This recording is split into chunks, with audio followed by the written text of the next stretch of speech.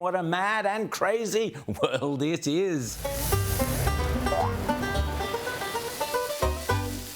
Well, last week, the American Vice President J.D. Vance got the Germans all hot under the collar when he marched off to Munich and told the assembled European elites that they had turned in to the very fascist and authoritarian regimes that the US had spent billions of dollars defending them from.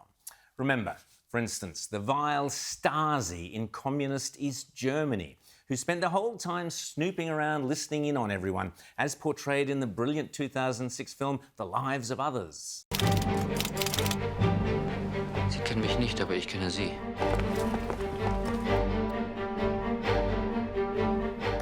Well, as Vance pointed out, it looks like European democracies have become just as bad with their attacks on free speech. As Vance said, raiding homes over insults online is lunacy. He was referring in part to this report on the US show 60 Minutes. Is it a crime to insult somebody in public? Yes. Yes, it is. And it's a crime to insult them online as well? Yes. The fine could be even higher if you insult someone in the internet. Why? Because in internet, it stays there. If we are talking here face to face, you insult me, I insult you, okay, finish. But if you're in the internet, if I insult you or a politician... That sticks around forever. Yeah.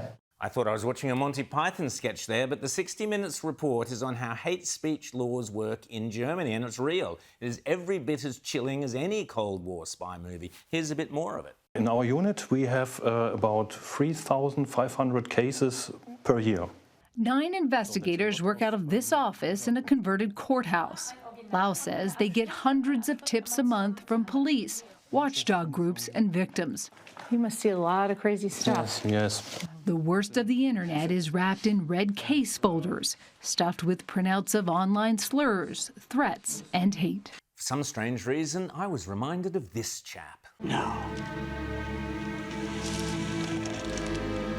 what shall we talk about? Indeed, last year, a member of the increasingly popular so-called far-right party Alternative for Deutschland, Marie-Theresa Kaiser, was convicted and fined over $6,000 for posting claims which included, wait for it, official statistics showing that Afghan immigrants are disproportionately committing sexual assault in Germany. Yes, official statistics.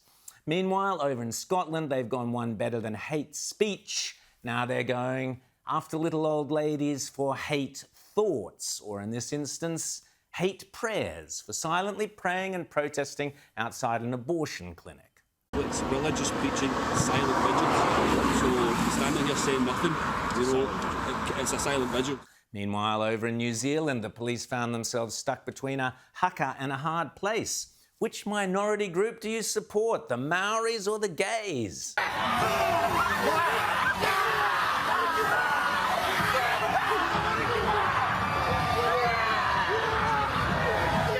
Clearly, the oppressed, marginalised and victimised LGBTQIA+ crowd weren't too impressed about being confronted by an oppressed, marginalised and victimised bunch of Maoris. Still, maybe what they really need, instead of the cops, is their own version of Lady LaRouge. Sorry, Laddie LaRouge. Seen here serving up with both barrels to the City of Worcester Council in Massachusetts. Tonight, I'm coming to you as Laddie LaRouge, otherwise known as Lady LaRouge. Tonight, I'm Laddie. When I'm in drag, I use he, they pronouns.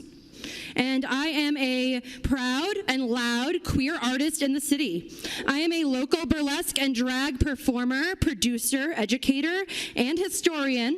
And I'd like to ask the council and Mayor Petty why you've ghosted us, left us on red, have not responded to our emails asking for a formal apology, both to Councillor Nguyen and the whole queer community. I can't think for a moment why the council doesn't take us seriously, can you? Meanwhile, some Americans are equally unhappy about the way the new Ken and Barbie dolls are being fashioned. Look what they done did. Now this got to stop. This is not no Ken. I remember when I was coming up, Ken looked like an executive white man who was straight. You know what I'm saying? He drove a black Corvette, you know what I mean? And he was taking Barbie as his wife. Now look at him. They got him all looking all feminized and all this stuff here. This is crazy. You know you can't blame nothing but the alphabet community for this. This is crazy. Look, why does he have ice cream and a snowboard. Like, you know, that is not manly. Ain't nobody gonna be snowboarding with some ice cream. That don't even go together. That's not even right. You understand? Look at this man's haircut. This is crazy. Look at it. He got a swoop. This is crazy. And then he got the haircut on the side and the swoop like the girls used to do back in the day when they went in the club. This is crazy. And his hair gonna go back messed up. That's not Ken. That's Kanisha. Brilliant. Speaking of Ken and Barbie, for some strange reason, I immediately thought of these two plastic male dolls. I said the same thing last time in Düsseldorf, but I know there's new faces and new competitors here. So the whole world, this whole Invictus community and the whole world stand with you. Harry and Trudeau, what a pair. But while we're on the topic of MAGA meltdowns, here's the best description of Trump Derangement Syndrome, TDS, I've heard yet. You don't realize how real this is until, you can't reason with people. So, I was at a friend's birthday party in LA, just a birthday dinner, and it was a nice, quiet dinner, and everyone was behaving normally. And then I happened to mention, this is before the election, like a month or two before, I happened to mention the president's name. And it was like they got shot with a dart in the jugular that contained methamphetamine and rabies, okay?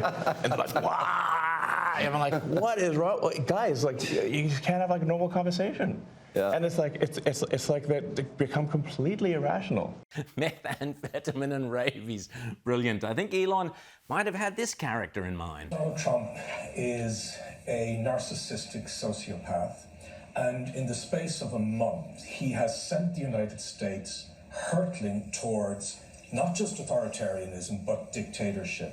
I do not use those words lightly. That was on RTE, the Irish ABC. Equally bonkers, of course, is the Scottish actress Tilda Swinton, who this week managed to turn her acceptance speech at some meaningless gong show into a bizarre rant about, well, Trump and Gaza, I think, but your guess is as good as mine. We can head for the great independent state of cinema and rest there.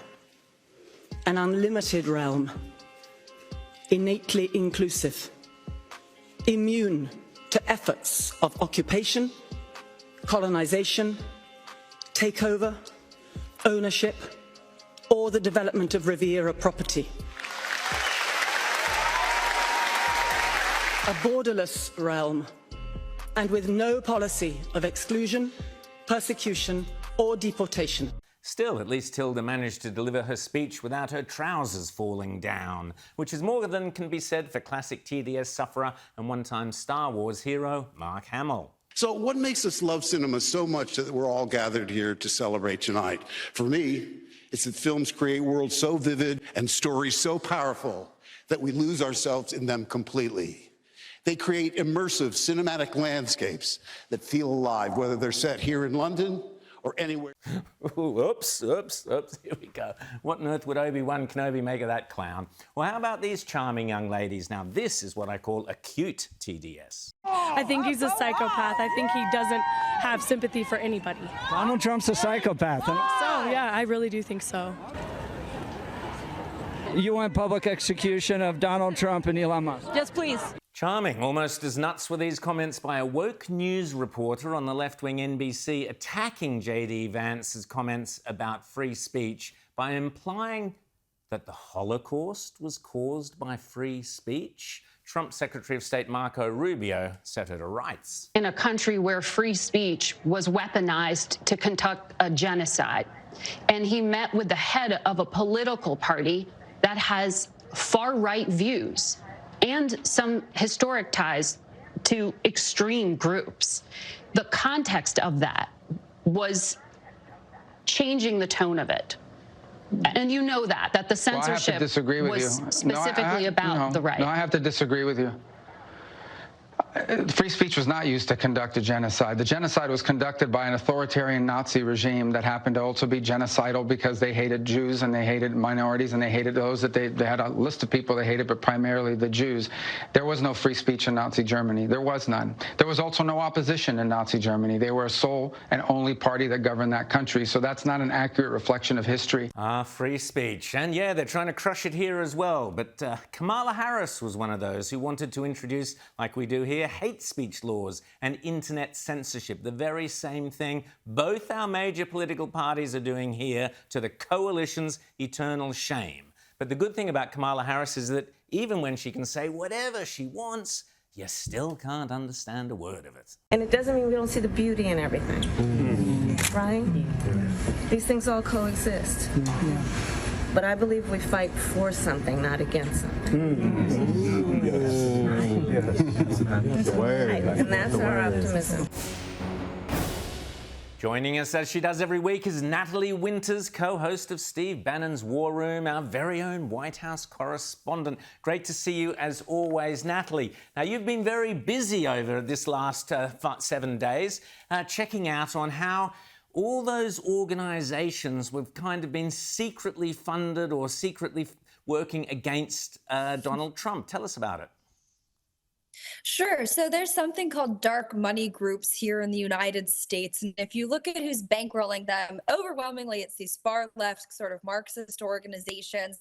And I'm sure there's probably some links to what, or who the entities that are funding a lot of those politicians over in Australia, too. But it's sort of by design, right? They try to cover up who's exactly funding these entities, make it very hard to dig into it, because when you really look who's actually funding a lot of this stuff, turns out that it's a lot of these big tech guys, people like Mark Zuckerberg, people like at least George Soros here in the United States. And of course, the media always has sort of an aversion whenever you say these names. But the issue is that so many of these so-called apolitical, nonpartisan causes, right? The idea that immigration is something that we should champion, or that free speech and censoring misinformation is something that everyone is a global citizen, whatever the heck that means, should get behind. These are highly, highly political charged, not just ideologies, but activist groups that get to operate under 501c3 tax-exempt statuses here in the United States. I've always advocated for getting rid of that, because these are hardcore partisan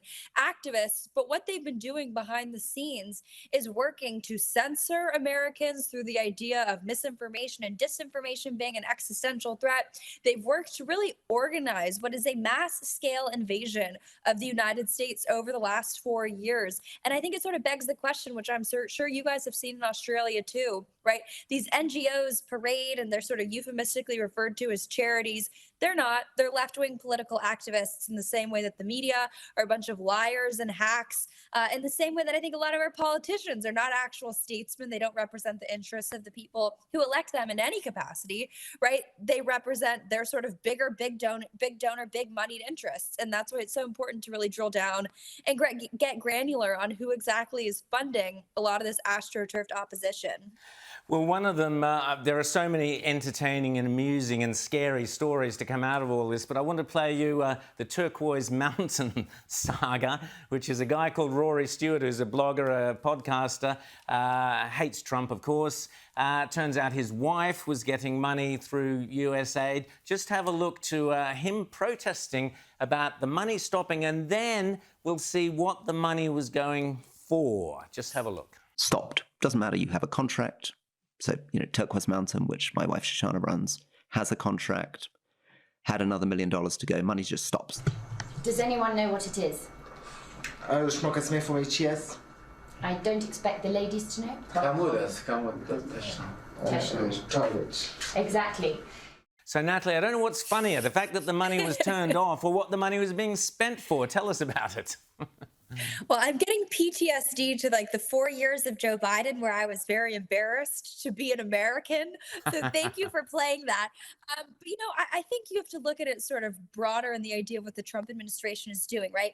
There's a lot of media meltdown right now over the idea of abolishing, for example, the Department of Education or getting rid of USAID. And that is because to its core, and I think the MAGA movement represents certainly a deviation from sort of the old school traditional GOP Republican thinking and approach to this. Of course, the same people who lectured us for decades how much they care about, fiscal solvency and sanity. Well, where were they on trying to get rid of USAID years ago? They were absolutely nowhere. They were running cover for it. But it's sort of the idea that you actually cannot reform these institutions because they're designed for corruption. They're designed for waste, fraud, and abuse, like you just witnessed. They're designed for wokeness. And if you extrapolate that out to sort of the broader, more global stage, I think there's this idea that the concept of what it has sort of become to mean to be the United States of America is this country and our tax dollars being wasted, being abused for projects just like that. And the American people are fed up.